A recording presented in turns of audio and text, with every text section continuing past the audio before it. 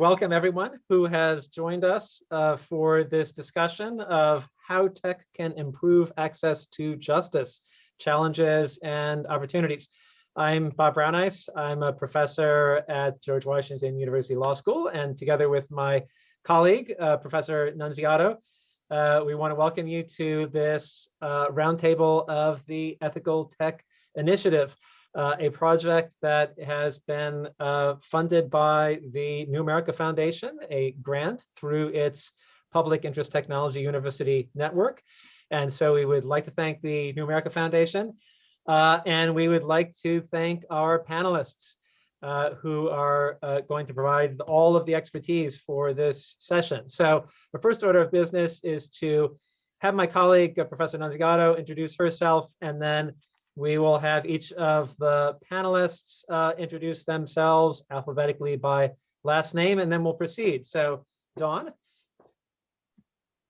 Hi, everyone. Thank you so much for joining us. We're really excited to be together for our Ethical Technology Initiative Roundtable on this subject. And I'm very interested in learning from you on how technology can be used to improve access to justice. So I'll just say by word of introduction that I'm co-director with Bob on this ethical technology initiative, newly started, and we're working with our colleague Don on this as well. And at the law school, I've been teaching here for about 20 years, and I focus on the areas of internet law, social media companies, and free speech. So to Don. Hey, I'm Don Braman, Associate Professor at GW, along with my fantastic colleagues here. I am also working at a bunch of labs. I'm a senior social scientist at the lab at DC. I'm I suppose a helper at the DC Justice Lab, but most relevantly for today, I'm the Director of Science and Policy for the Justice Innovation Lab. I'm collaborating with Jared Fishman, who has already come to teach at GW with me and will be doing so again next year. So we're really excited about that Justice Innovation Lab project at GW. Hi everyone, I'm Jared Fishman, a GW Law alum, class of '04. Whoop, whoop. I left GW, eventually wound up at the Department of Justice as a federal prosecutor, where I handled civil rights cases on behalf of the US government. I worked on police accountability, hate crimes, human trafficking. And after doing that for about 14 years, winning a few cases, losing a few cases, and seeing a whole lot of injustice around the country, I wanted to focus my attention on how could we tackle some of the systematic problems that we were seeing over and over again in jurisdictions throughout the country. I'd worked on a police shooting case down in Charleston, South Carolina. Walter Scott had been murdered by the police down there. And in the context of the investigation and prosecution of that case, I worked closely with the local prosecutor, known as the solicitor down there. And as she was learning more and more about systemic biases, implicit bias within the system, she began to wonder, is there a way that we can tackle our own biases? Can we identify biases using data? And so I met Don kind of just by reaching out, looking for someone who knew something about data. And we ended up putting together a team that includes policy experts, data scientists, lawyers, community members, to try to tackle some of these nagging systemic problems and using a jurisdiction's own data to be able to show them this is a problem and this is how we can fix it. Looking forward to talking to everyone today.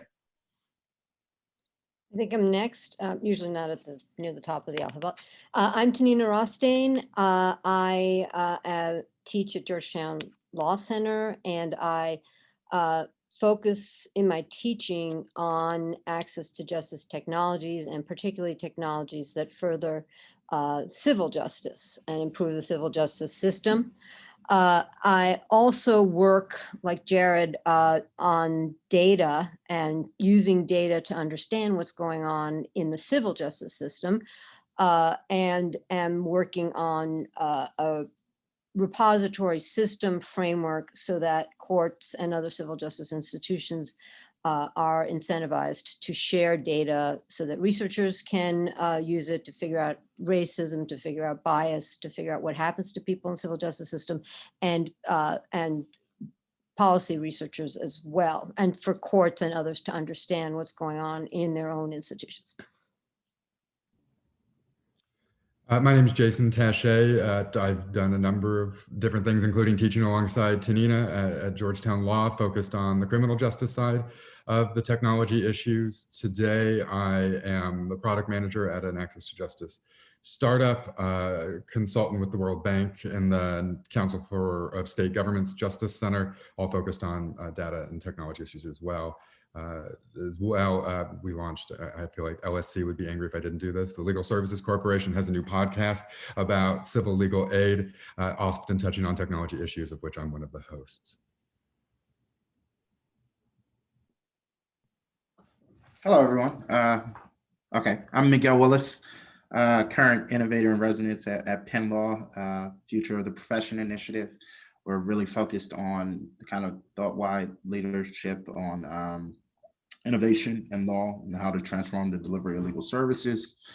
Also the executive director and founder of a national fellowship program called the Access to Justice Tech Fellows, where we want to kind of activate and get students engaged at this kind of changing landscape in legal service delivery, pair them up with legal aid organizations, work with data, work on redesigning broken systems.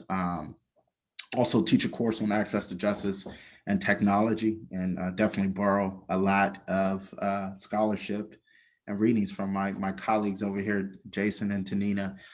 So really thankful for their mentorship, and really thankful to be on this panel today. So hopefully we can engage in a discussion about a lot of the things you all just mentioned. Excellent. Well, thank you, all of you. And I should mention, and in case some of you are wondering about Andrew Lawrence, who is attending this, that he is actually the director of media services here at GW, and he is on just to make sure that nothing goes wrong, and we're very hopeful that nothing will. So I guess I'd like to turn the floor now over to Tanina, who has kindly offered to provide us a little background on the challenges sort of broadly drawn that are that we have access to challenges that might be addressed by technology. So Tanina. Great. So I'm going to try to lay out the landscape, and I think that will give us a context for how to think about technologies, how they can strengthen access to the justice system, and some of their limitations. But I'm not going to go into the technology piece for now. I'm just going to talk about this space. So civil justice in America, and I'm talking now about courts, we've got tens of millions of cases. The cases involve poor people. 50% of the cases are eviction, debt collection, or over 50% debt collection, foreclosure, small claims. And what courts have become are basically enforcement mills where people get processed through, huge numbers of them. 70 to 90% of defendants are unrepresented. We actually don't know how many.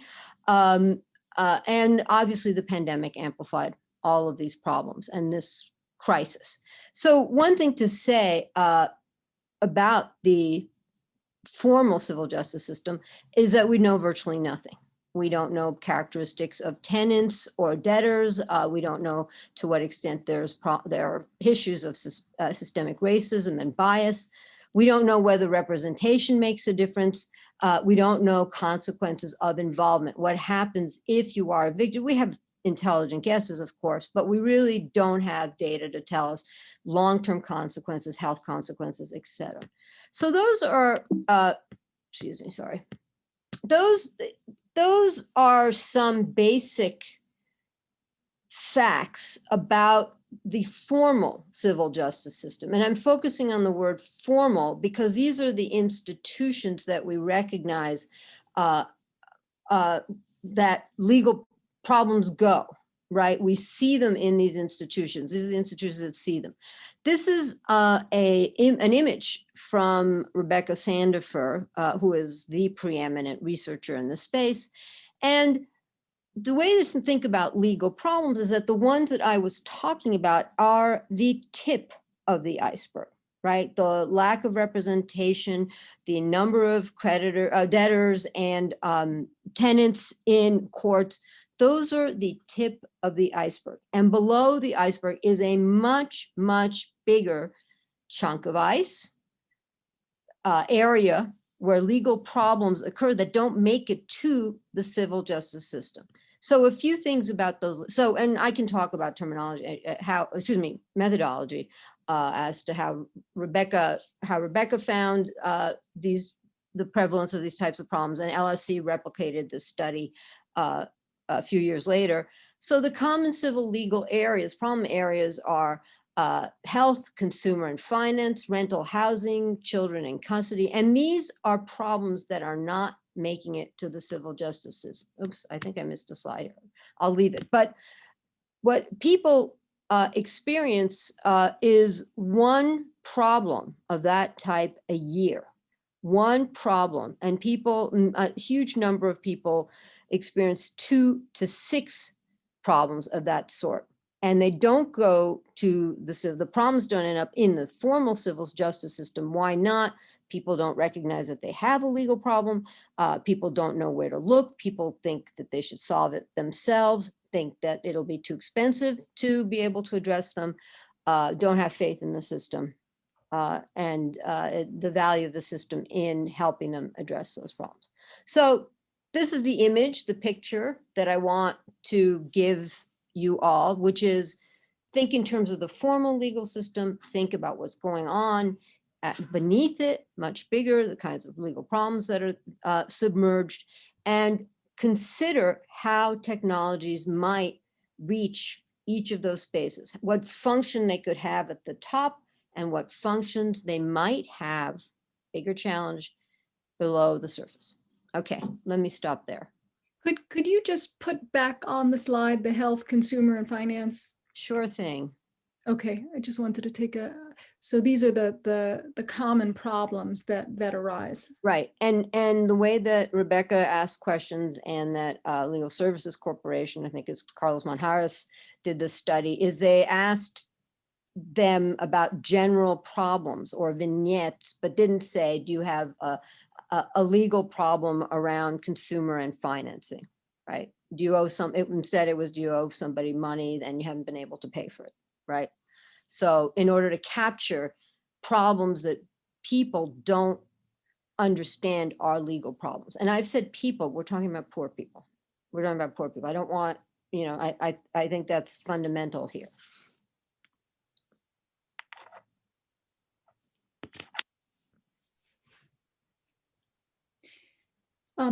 Could you also just say a little bit more about why we don't have information about the nature of these issues and why we don't have the data? Okay, so two places where there are two different answers depending on whether we're at the top of the iceberg or the bottom of the top of the iceberg is courts, state courts, local courts, including county and city courts, don't collect data, don't want to share it because for a number of reasons, don't have mechanisms to share it, etc. And so at this point, a huge number of them don't have incentives to share it, right? Because they don't want, they're afraid about privacy issues, and they're also, they don't want to be embarrassed. They're concerned that it will shed a negative light on them. They are, a number of them are elected. So you can see a whole series of reasons they don't want to share what data they have. And in addition to that, there are problems with what we call taxonomy and how do you get data to be interoperable, but I won't go into that. Underneath the surface, because we don't have a way of collecting data other than in small scale studies where you interview X number of people, we don't have a way of collecting data about everyday problems, right? We know that some of them must show up in social services, but we don't have a way yet of capturing what's going on underneath the surface. I don't know if that answers your question. Yeah, that's really interesting. And that applies to even disaggregated data, right? Anonymized data. Yes, exactly right. Thank you. Should I take down my slides so that Yeah. we all see each other better? And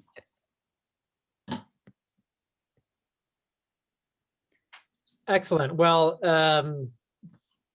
the challenges are pretty clearly outlined by Tanina, and they are steep and vast. And so now the question becomes, how do we address those challenges? What can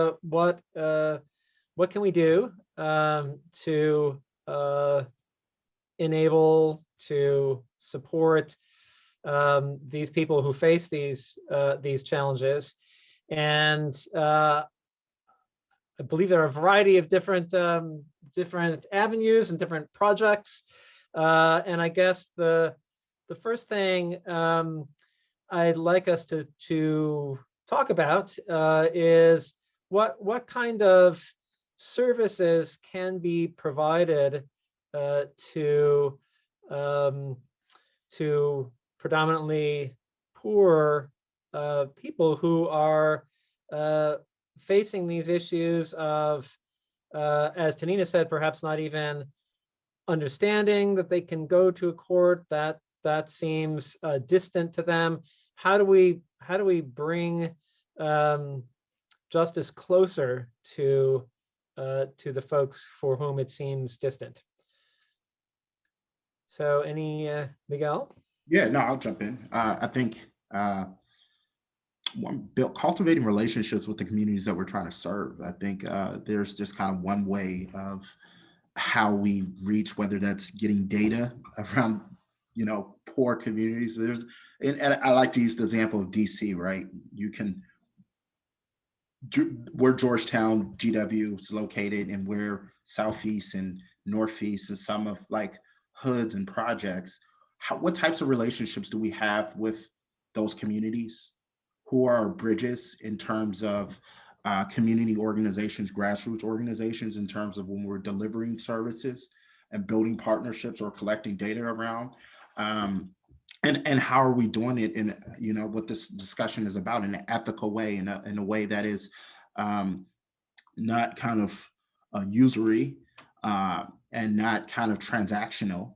I think that's a way to build that gap and divide. And I think law students are a great way to get them activated in terms of learning about this, learning how, just what Tanina mentioned about what actually happens in the courts. When we study, I remember my 1L year clearly. You're throwing all these cases. All of those cases are, both parties represented. They don't see the story of the unrepresented person in a court and how that actually plays out, and the equities that are compounded. A lot of the data that Tanina presented, that was prior to the pandemic. All of those problems exacerbated. In addition, the compounding facts of like a poor family not getting access to COVID, and then that trickling over to childcare, and then that having some ancillary consequences, in addition to our communities that are re-entering society from the criminal justice system. So I think there's a myriad of challenges in communities, but I think it starts with really building those relationships in terms of the services that we provide in a way that's with and not for. Yeah, no, I think that's very helpful. And maybe just to get our imagination going, can you give an example where building a relationship has, you think, enabled you or others to create some kind of service that has been helpful? Or that, definitely. I think one of the newer components that we added to our fellowship program. So with the fellowship program, the law students are building, like, whether it be kind of forms, automated forms that help users, submit court forms. One of the things that we do is called this community engagement component, where we place the law students with a community, another community organization, to either do user testing to get feedback in order to help improve some of the tools and solutions. But as we're in this kind of COVID pandemic, and a lot of the legal system has kind of accelerated into this digital space, digital courthouses, digital legal services, we're looking at another layer of challenges, right? So how do we create tools that are, I guess, accessible to the individuals that are using them? How are they designed? So I think kind of the design process of how are we designing some of these tools is a great way to get students involved and activated. Also, I think, having robust feedback loops of some of the technology tools that are being used. I think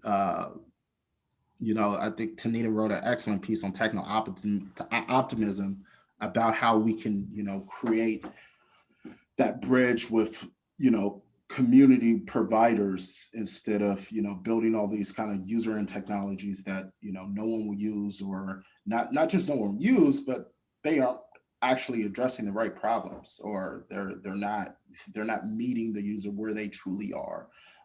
In Philly, where I'm at, it's a huge challenge. I look out my window, I'm looking at Comcast, right? The Comcast headquarters. There's over 40% of poor people in the city that don't have access to the internet. So when we talk about like technology and accelerations in legal, how are we reaching those folks? And what are the challenges that they have in terms of getting to getting to Zoom class and different things? We're talking about courts. A lot of these problems are just so much wrapped up into poverty. And that maybe kind of brings up another point of how are we intersectional in other movements and advances. And I think we see some of that traction in the housing with the new COVID bill and 30 billion towards housing and relief. But how can we get some big wins? I think now we have a great opportunity to do so, to solve some of these kind of entrenched problems. I just want to pick up on something that Miguel said about our role as educators in the law school classroom, something that we've just thought a little bit about, but it sounds like you think it would be helpful in the first year civil procedure and other first year classes to address things other than, appellate cases. So is that something? Yeah, definitely. I think dark channel classes are a great way to start, but how can we practically in law schools, how can we actually do that without ruffling feathers with tenured professors who have a way of doing things, who've always had a way of doing things that kind of unmoved and changed? That I think that's a challenge. I teach a class on access to justice technology. It's not required. A lot of the technology, kind of interdisciplinary classes, they aren't required. So we have I have a smaller class, but I think if we implement or integrate some of these, the equitable consequences of how the law plays out in real life within 1L required classes, have more practicum training on how to deal with clients in a culturally competent manner, that would be a great start. Yeah, thank you for your thoughts on that. And you referenced something that Tanina had written on this. Tanina, do you want to jump in and talk about that at all? You're muted. I was going to wait to hear what the other panelists said, but I'll talk about it briefly. So one of the models, so my class has students very similar to the fabulous program that Michael runs over the summer. Miguel, over the summer we do in the semester, we pair teams with organizations and help the organizations build access to justice technologies. two different models are a self-help tool and a tool that you build for an intermediary. Could be a social worker, could be someone in the community. And there are limitations around self-help tools. Miguel having mentioned limitation, internet, huge limitations on literacy, limitations on even if you know on mobile phones and what you can put in terms of law, right? So the self-help piece is problematic and limited. The other model, and we've seen the model in an app that we built called the Risk Detector, which we built for an organization that serves the elderly, where a social worker goes in and does a legal health check and then can identify problems, red flags, and then send those, bump those up to lawyers who work for the organization. And that's the model in the social services realm. Same type of novel is beginning to emerge in the community area and so NAACP in South Carolina is building a housing navigators program, and we're building an app for them so that housing navigators can help the people who come to them in the community to find resources, to get lawyers, to figure out what they should do when they go to court, et cetera. Wow, that's sounds Those great. are, I mean, those are wonderful examples of different kinds of tool builds. We heard from Miguel about maybe not a particular, but the idea of a form filling tool that when, that may be more of a self-help tool where if you need to fill out some form, it takes you through it and helps you. And then in intermediary tools, like the risk tool, the housing navigator. Are there other examples? I wonder whether some of the folks who are in attendance at the webinar, are so unfamiliar that a couple more concrete examples might help them get the picture of what kind of tools might be available out there. I'll take a bite at that. So thinking to what Miguel was talking about in regards to building with and not for, there's a couple of good projects out there, and there's a lot of bad projects out there, but there are a couple of good ones, and a lot of them actually come out of the Robin Hood Foundation's Blue Ridge Lab work in New York, and this is a very human-centered design approach to tech for good generally, and they've had a couple of projects come out of there. One is called Just Fix, and this group initially wanted to deal with New York Housing Court, and they didn't know what that meant. None of them were lawyers. None of them had been through New York Housing Court, which is quite the jungle from what I understand. And they just sat in the back of Housing Court for months, watching people go through the process, watching where the choke points were for those people, particularly the unrepresented. And then they went back and figured out what they were going to do. And they said that the thing that they kept seeing was people would come in with a grocery bag full of photos or pieces of their house that had fallen off, or a broken faucet, or whatever the case it may be, like their evidence, and then they would just dump it out on the table, and they're like, he won't fix it. He's not keeping my apartment habitable. But that's not the way that you show evidence in New York Housing Court. So oftentimes this evidence wasn't taken by the judge, or in other cases they would bring their cell phone and they would start swiping through photos. And the judge is like, well, can you submit these into evidence? And no, they're on the phone. They're not physical pieces of evidence.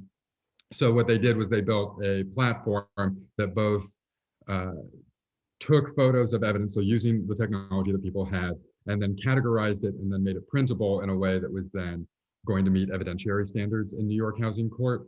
And then on top of that, it was tracking the communications that they were having with the landlord. So they could show that they've already gone through the preliminary steps of asking for repairs, not having those repairs occur, which is all legally necessary to get a judge on your side and against the landlord in that instance. Separately, but also on housing, coming out of one of these programs was a group called HeatSeek. And New York, like many cities, requires apartments to remain a certain temperature all year round, and if it falls too low, then the landlord is out of line, and people can seek a legal recourse out of that. But the problem was proving that your apartment is below the temperature that is required by law. And so what they did is they took a little Arduino, which are these very inexpensive small computers that can be adhered to the wall in the apartment not tampered with, and it will send to a third-party database the temperature at regular increments to show a trend of not heating the apartments appropriately, all set up in a way that guarantees chain of custody on evidence, so judges not going to be irritated, and to prove what the people had been saying through their own testimony. So those are just two examples coming out of New York, but really taking into consideration where the problem actually was for people without attorneys, as opposed to just assuming what the problem was, which is often kind of the hubris you see in the space.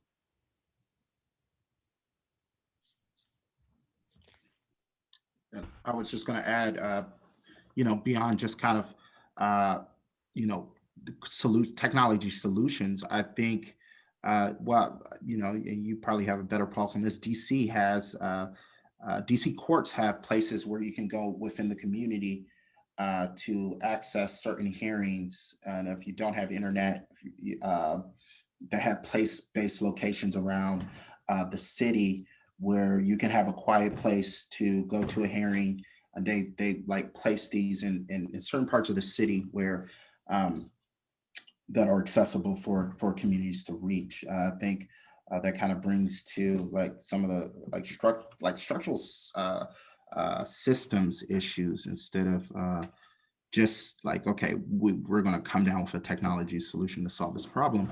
And just like when Jason was mentioning evidentiary rules and submitting evidence in Alaska, they have like this specifically for non-contested divorces, but they relax all the rules of evidence, right? And judges are in the best position, even better than a newly minted lawyer, to know what's admissible or not. So they relax all the rules of evidence. Self-represented litigants, non-contested divorce, are able to admit certain things, and and they coach and train the litigants prior to, in terms of how to present. So, beyond just the solutions, I think there's a lot of things that the courts are doing to kind of simplify rules and make their services more accessible to address some of like the current and or needs. Can I add a footnote to Miguel's description of these centers that make it easier to have remote hearings? They also have people that help the users, because imagine it took us a while to figure out Zoom, right? So they are there to help users to figure out how to get online. And the models that are most effective has a librarian helper, has filling out forms, someone who can in a self-help center to fill out forms, harking back to what I said earlier. But they understood in DC that you couldn't just have a room where somebody could do Zoom. You needed people there to help out. I would like to just make two quick additions, and I know Tanina knows this very well, but I want to just make sure we layer in the criminal justice angle here, because right, a lot of the civil problems also are interacting with criminal justice issues, and you know better than I do about the expungement issues and how difficult it is, and Jason writes a lot in this area too. And so helping figure out, I mean, obviously the best way to do it is statutorily just expunge all the records if we could, but there's a huge data backlog and systems problem to get people up into that space where they can actually get the records out, and it's very difficult and complicated to do. And so Jason has this phrase, increasing the ecosystem of available data and accountability, right? That and accountability is that piece that has to happen. And if you're going to hold people accountable, right, we need these legal engineers, right? This is what Miguel is all about, is training legal engineers to get out there and build these platforms and hold people accountable. And I think that's really important. I think, this piece about internet access, we're at the Lab at DC, we're doing some work with returning citizens who are trying to, there are a bunch of services, kind of wraparound services that are being provided to folks who normally would not get them. So these are folks who've been convicted of multiple violent or gun-related offenses. But helping during the pandemic has been extremely difficult. And so making sure that they had access to the internet was actually pretty essential. And it turned out to be a failure point for a lot of the services that the folks who are devoted to providing access to civil systems and criminal justice expungement and so forth, we're just having so much trouble with. So I really appreciate Costas's point to us in the chat there. I also sort of wonder, like, this idea of design thinking, like, runs through each of these points, right? Having a much more kind of empathetic design approach to problem solving. And I know that, it's not something that's taught in law school, right? We don't teach design thinking in law school. Jared and I teach it in our class, but it's not part of the common way that we think about the systems that we operate in. We don't think of them as systems that we design ourselves or that we could design better. And I'm really curious to hear more about how that approach of if that is something that you see expanding its reach inside legal education, and how that's working with the students that you're working with.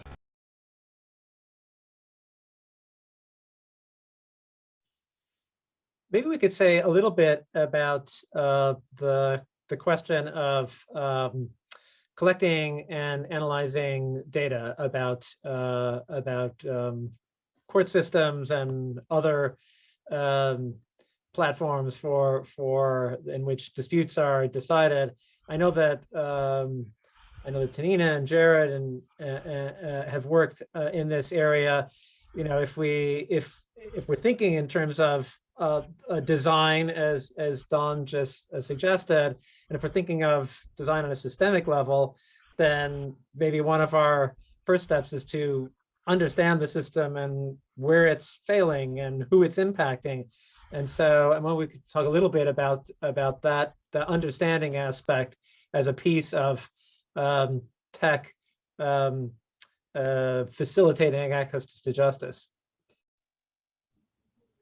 When I was teaching at Georgetown with Keith Percaro, one of the mandatory texts we had was Thinking in Systems by Meadows to get at this very issue. I think there's been some criticism of law school leveled in this panel so far, and I think one of the big ones, and the thread that pulls through the comments that I'm hearing, is that law school is really good at compartmentalizing and bifurcating different things, and like not recognizing the ripples that these discrete cases that we're forced to read for 3 years on end have on other aspects. You'll read a case about pretrial detention issues, but then there's no discussion about how that affects case outcomes, potential for further incarceration, which then can also affect recidivism rates and things like that. So there's this whole social science side to these cases that we're reading that's completely getting missed. Also, and this was brought up earlier, but to Joy at home, the idea that we teach civil and criminal as somehow wholly distinct to each other is a terrible mistake, because the people in these systems are not experiencing it that way. And I think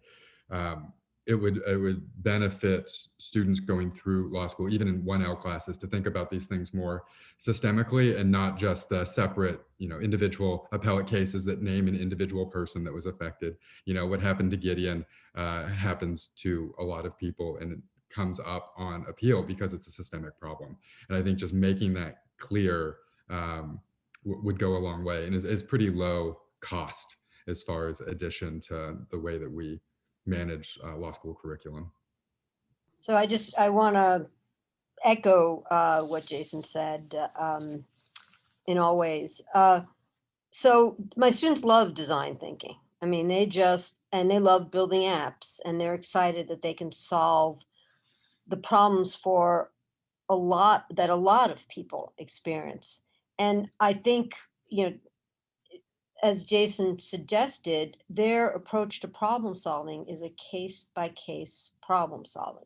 you look at the specific facts, and we start with, the common law methods and how we teach in the 1L. It's all about the unique circumstances. And then how do you analogize from what happened here to what happens right next door, right? Very different when we're thinking design thinking and we're thinking about problem solving, when problems are categories of problems, not the perfect solution, I should add there, but it's suddenly they're thinking that they can reach a lot of people who are similarly situated, as opposed to solving a problem one-on-one. And for them, it's incredibly exciting. So that's one piece of it. The other piece of it is we do need, as one, and this goes to the data comment that you made, Bob, we need an infrastructure for sharing data, and there is none, right? I mean, those are systemic issues. We need to do, that's one piece. Another piece is we need to do systems design, because you can walk into a courthouse and not have a clue where the courtroom is, right? I mean, there's sort of basic things, signage that we should be thinking about. All of those are, you could put them all in one category, which is, this is Jim Sandman says this all the time, a system that was built by lawyers for lawyers, right? And not for the people who are now ending up in court. So it's systemic in that way. Yeah, I mean, I think design thinking is crucial to solving so many of these problems. And one of the first things we do when we go into a jurisdiction to try to find out where are systemic problems in the criminal justice system is just to even map out what the criminal justice system is. Because I know when I was in law school, I graduated law school, I was really interested in criminal law, and I just thought there was one criminal justice system. And that's not the way it is. You go, I always use the number 3,200 for the criminal justice system, because that's the number of different county and city courts there are. And as you go to different places around the country, each one does something a little bit different. And they don't realize that they're necessarily doing something different. And it can often be a bottleneck or a problem that gets to the heart of some of the injustices in the system. And once we've mapped that out, we began looking through the data to try to see some of the key decision makes that people are making that would impact the lives of the people in the system. So from a prosecutor's perspective, there's about 6 crucial decisions that they make, from bond to charging decisions to plea to sentencing. As it turns out, one of the most important decisions that they make is dismissing a case. In our studies, one of the biggest correctives that you see in the criminal justice systems to reduce racial disparities is dismissing a case. And yet in so many jurisdictions, they have no system-wide approach to how they think through this problem. So when we started looking through this with one of the jurisdictions that we looked at, we said, all right, we know cases get dismissed for different reasons. Sometimes you dismiss a case as a part of a plea bargain. Sometimes you dismiss a case because your witness is uncooperative. Sometimes you dismiss a case because there's insufficient evidence. And we began focusing on insufficient evidence because everyone that we met with agreed you should not have a case in the system with insufficient evidence for a long time. Sort of universally accepted among lawyers. And as we started to look into it, we found out, well, African Americans are getting their cases dismissed 3 times as more likely for insufficient evidence, because bad cases and the product of bad policing is coming into the system. It's eventually being corrected, but what was interesting is it's taking 100 days more for those cases to be dismissed. So here you have this overwhelming disparate impact on a portion of the population. It is the biggest way that you can correct some of these injustices, and yet there are no systems in place to try to do that faster, more efficiently, because every single one of those people, for the most part, are on a bond that they're paying money for a case that shouldn't be in the system in the first place. Not to mention the people who are detained pending trial and who lose their liberty, and all of the other effects that can happen, but just by having a case. So understanding the system itself, trying to understand how that system is designed. We're working in a system that was designed in the 1700s, and we're trying to just graft our common day problems on that same system. We need to radically rethink how the problems are solved. I think oftentimes our adversarial system is not the best way to solve many of these disputes. And so thinking about some of the systems and ways that we can intervene to reduce the harm is pretty crucial. And it's one of the things that we teach in the class that I do with Don is trying to understand, how do you design better systems? How do you identify problems in existing systems? Because while there is plenty of intentional racism out there, for me, what I find even more disturbing are the systems that can perpetuate themselves without any intent. It doesn't require bad intent, and these bad adverse effects keep happening over and over and over again.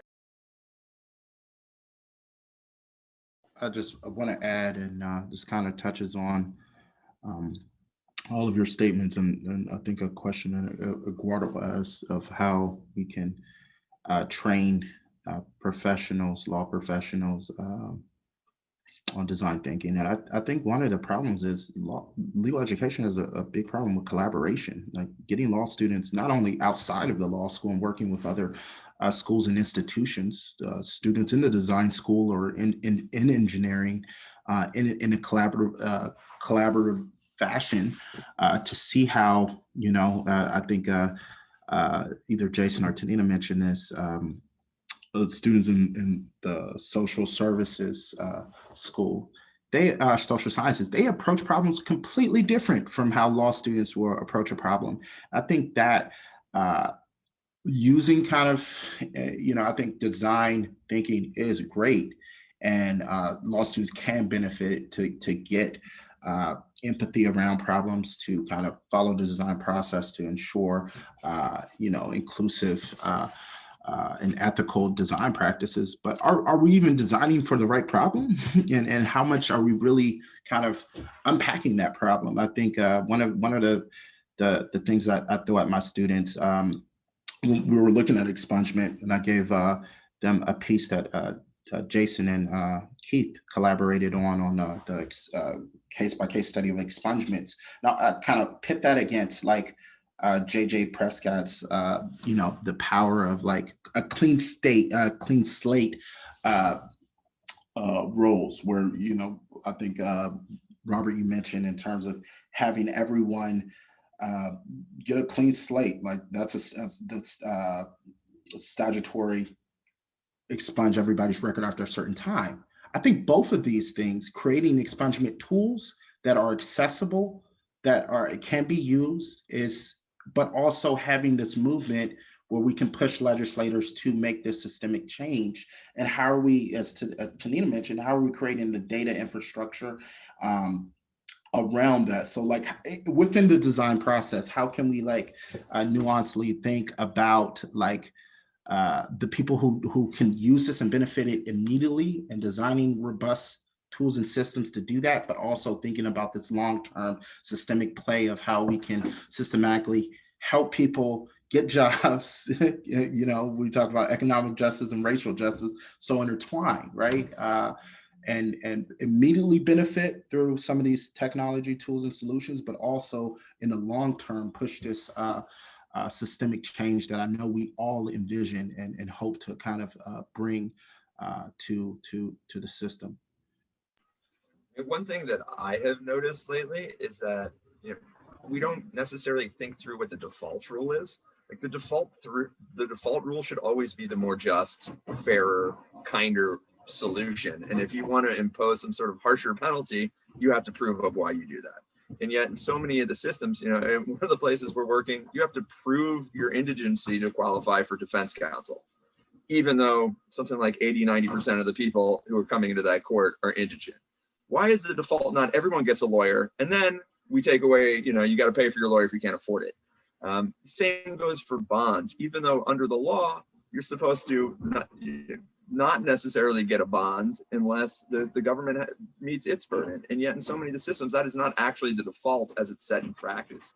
And so I think thinking about what are these defaults in our system and trying to design those so that we default for the fair, more just solutions.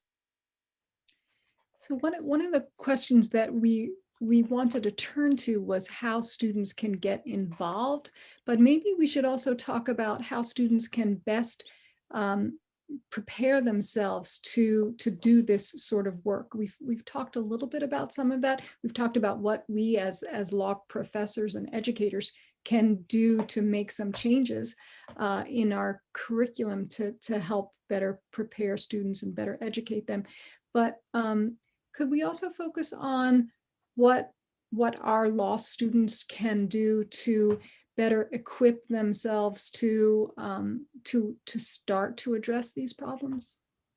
Sure, they should apply to participate in Miguel's program. Simple as that. I am, as Miguel and as Jason, and Jared, we're all deeply committed to working inside organizations, side by side, communities, members of communities. And I think that being immersed in the ecosystem is the best way to think about needs, to learn about who has the needs, what their challenges are, what the challenges are, and build technologies in response to that. And go back to what Miguel said, what is the problem we're trying to solve? The best way you're going to know the answer to that is to be embedded in an organization serving a community, whether it's a legal organization or non-legal organization. Thank you, Tanina. And I would say go No brainer. That's a no brainer for me. participate in the Iron Tech Challenge and all. Well, that's I mean, I'm excited about the course. I've taught it for 11 years. If others are interested in adopting that model, I'm happy to support that. So, but I will say this too. One of the impetuses for creating the Access to Justice Tech Fellows program was because there weren't pathways and opportunities to get this experiential training and practical work experience when I was in law school. I think and that problem with rigidity of the space, all of the students on this call today, you have the opportunity to create new models, I think, really reimagine whether that be any intersection of, criminal justice, civil justice, access, any kind of these points of, reducing or eliminating systemic racism. So that challenge is, I like to say, okay, there are these opportunities out there. And I think there's a lot of opportunity too with Pitt UN and what they're trying to do in terms of create that ecosystem of universities and new ideas and models and getting students involved and also other disciplines involved. But I think the opportunity is out there. So I don't want to say that just because there's not a door already open, there's plenty of opportunities to create, and all of the folks on this call, I think, are definitely great thought partners and people that could help you, get an idea off the ground. Miguel and Tanina, you just kind of mentioned each other's programs, but in passing in a way that I think probably a lot of people who are listening don't actually know what is the Access to Justice Tech Fellows program and what is the Iron Tech. So maybe you could just say a couple of words about each of those programs. Go ahead, Miguel. Yeah, so the Access to Justice Tech Fellows program, it's a 10-week summer fellows program where we train law students interdisciplinary skills, project management, legal design, cultural competency and empathy, how to use and leverage data. Then we place them in courts, legal aid organizations, defender services, where they work on technology projects, kind of data-oriented projects, and redesigning systems and solutions to better enhance the delivery of legal services and create better access to justice. We work in about 36 states. And the projects vary, different types of substantive legal areas, from housing to consumer debt to getting communities there, restoring their driver's license privileges. So we have projects and different areas of interest for everyone. I think it's definitely more. There's mentor in terms of the components of the program. There's virtual mentors available for students. Jason was a mentor. Shout out to Jason. To our fellows. So that's kind of like the caliber of mentors that we have. And there are kind of virtual webinars every week for the fellows where we're having discussions just like this at these kind of nuanced intersections of the legal profession, really just to get their kind of brains out there in terms of like thinking about these problems a little differently.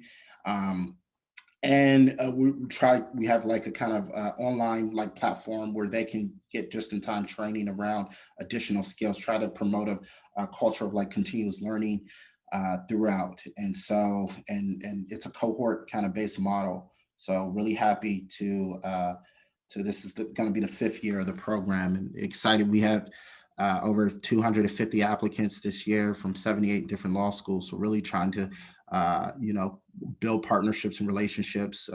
Definitely students from Georgetown and GW and have applied. So you all are doing amazing work of getting that word out there to the students. So thank you. And Tanina, do you just want to? Sure. More modest initiative than what Miguel has built over these short 5 years. So I teach a program, rather a class known as a practicum at Georgetown. Practicum means it has an experiential dimension. I teach it with Mark O'Brien of Pro Bono Net, who is one of the pioneers in this area of using technology as a strategy to increase access to the civil justice system. We pair teams with legal service providers and they build apps, tools. We use a platform that doesn't require knowledge of coding. And I can't explain really why it got the weird name Iron Tech Lawyer, but it does culminate in a competition where the winner gets bragging rights, and it's now been expanded to a global invitational competition where Australia and Hong Kong always kill us. So we're trying to use that to increase visibility, these kind of initiatives.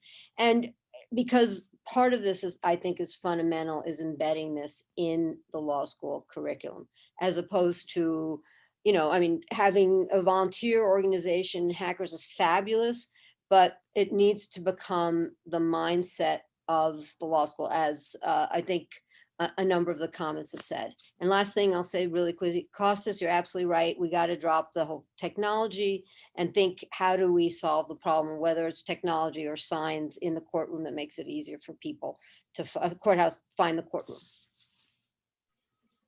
For people at GW who are looking for something closer to home, we'll put a plug for Don in my class. We've got a 2-credit class this fall, and it will be expanding to a 3-credit class in the spring, which is also a practicum where we are working with real jurisdictions, working with their real data and solving their real problems. We split up students into teams to tackle a problem. Last semester, we worked on bond and alternative courts and the effects of the COVID shutdown and what that means for case backlog, to help decision makers who are out there trying to make better decisions. And it's data informed. We realize that they don't necessarily have all the data they need to make better decisions, but we tailor it down to a point where sometimes it just needs a little bit more qualitative work, because the data only gets us so far. Sometimes there's going to be some technological solutions, oftentimes not. One of the things I've learned from working in government is we still have to solve problems the old-fashioned way, which is coming to consensus, identifying a problem, convincing stakeholders that we need to do something about it and take action. And a lot of times that doesn't require any technology at all. It requires teamwork and discussing problems in a way that's different, which is why Don and I decided to add a portion of our class on how to work better as teams. Because as I have seen in 15 years as a Justice Department lawyer, like, I have seen so many cases destroyed because lawyers could not work well together. It's not taught in law school. It's not a skill set that we talk about, and it's, I think, a byproduct of our adversarial system. If we are going to solve problems in this day, people need to learn how to work well together and to think more collaboratively and use a lot of these new design thinking approaches and other approaches from other fields to solve problems. Excellent. Well, I wish we could go on for another hour, but we have basically reached the end of our programming time. And so I'd like to thank all of our panelists, and we really appreciate your contributions. We, just to let you know, to those who are watching, we will be posting this video along with a list of resources that have been mentioned. So we're going to go back and comb through the video and various things that people mentioned, and we'll post the video alongside that the list of resources so that folks can access them once they have once their appetites have been whetted, and we hope that's what has happened today. So thank you very much, and we will welcome you, we hope, soon to our next Ethical Tech Initiative Roundtable. Thank you so all. much. Thank you. Thank you. Really inspiring. Thank you.